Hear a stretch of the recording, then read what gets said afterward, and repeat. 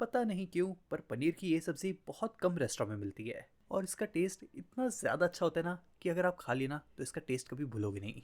हाँ, इसे कहते हैं पनीर घी रोस्ट। और इसके लिए क्या करना है, लेना है पनीर, पनीर को क्यूब में काट लेना है। उसके बाद ले लिया है प्याज, प्याज को भी ना बड़े बड़े टुकड़ों में काट लो।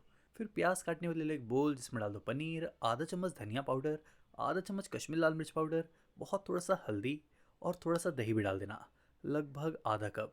फिर इन सबको ना एक बार मिक्स कर लो और इसे मिक्स करने के बाद इसे रख दो फ्रिज में लगभग आधे घंटे के लिए। फिर ले लो एक पैन जिसमें डाल दो एक चम्मच जीरा, एक चम्मच साबुत धनिया, आधा चम्मच मेथी भी डाल दो, 6 से 7 सूखे लाल मिर्च, आधा चम्मच काली मिर्च। और फिर ये सारे मसालों को गैस का फ्लेम मीडियम पर रखकर अच्छी तरह से सेक लो। इसे तब तक सेको जब तक इनकी खुशबू ना आनी शुरू हो जाए। और जब ये अच्छी तरह से सेक जाएंगे इसके बाद इसे निकाल लो, ठंडा करके डाल दो मिक्सी जार में। साथ में डाल दो इसमें प्याज, वही प्याज जो रफली काट लिया था, साथ में कुछ टुकड़े अदरक के, 2 हरी मिर्च, थोड़े से लहसुन की कली और पानी। फिर इसके बाद इसे भी आप घुमा लो।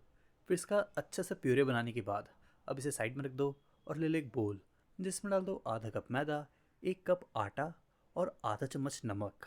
फिर इनको एक बार हल्का फुल्का मिला लो और इन्हें मिलाने के बाद अब इसमें डाल दो पानी। पानी देखो थोड़ा थोड़ा करके डालना। और पानी डालने के बाद अब इसे अच्छी तरह से गूँथ लो। फिर इसे अच्छे से गूँथने के बाद आखिर में डाल दो थोड़ा सा तेल, और तेल डालने के बाद इसे दोबारा मसल लो। और फिर इसे अच्छे से गूँथने के बाद अब इसे रख दो साइड में। और तब तक क्या करना है, लेना है कढ़ाई या फिर बर्तन जिसमें डालना है बहुत सारा घी। घी गर्म करने के बाद डाल दो करी पत्ता, और करी पत्ता के बाद वही जिसे मिक्सी में घुमा लिया था। फिर इनको भी अब हल्का फुल्का मिला लो, इसमें उबाल आने दो और डाल दो अपने टेस्ट के हिसाब से नमक। मैंने तो आधा चम्मच ही डाला है। फिर नमक डालने के बाद अब डाल दो इसमें वही पनीर जिसे मैरिनेट करके फ्रिज में रखा था। फिर पनीर को मसालों के साथ अच्छी तरह से मिला लो। फिर इन्हें मिक्स विक्स करने के बाद गैस का फ्लेम एकदम कम कर देना और ढककर थोड़ी देर पकने दो। और फिर 5 से 6 मिनट बाद अब इसे एक बार चेक कर लो। फिर हल्का फुल्का चलाने के बाद अब इसमें डालना है धनिया। फिर बारीक कटा हुआ धनिया डालने के बाद इसे दोबारा मिला लो और इनको फिर अच्छे से मिलाने के बाद इसे निकाल लो। फिर इसके बाद ले लो वही जो आटा और मैदा गूँथ के बनाया था और फिर बना लो इसका पेड़ा। रोटी की साइज़ से हल्का सा बड़ा पेड़ा बनाना और अब इसे बेल लेना है। तो देखो जैसे नॉर्मली रोटी बेला जाता है ना, बस इसे भी वैसे ही बेल लेना। और बेलने के बाद एक साइड पे लगा लो इसके पानी, और पानी लगाने के बाद अब इसे डालना है सीधा गरम गरम तवे पर।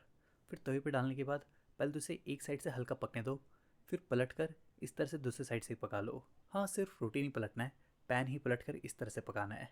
फिर से दोनों साइड से अच्छे से पकाने के बाद एक बार इसे नीचे से भी चेक कर लेंगे।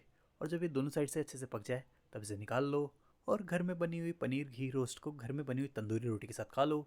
बाकी अगर रेसिपी चली तो वीडियो को लाइक करो, शेयर करो। शेफ़ प्रतीक्स किचन को अगर सब्सक्राइब नहीं किया है तो जाके सब्सक्राइब कर लो।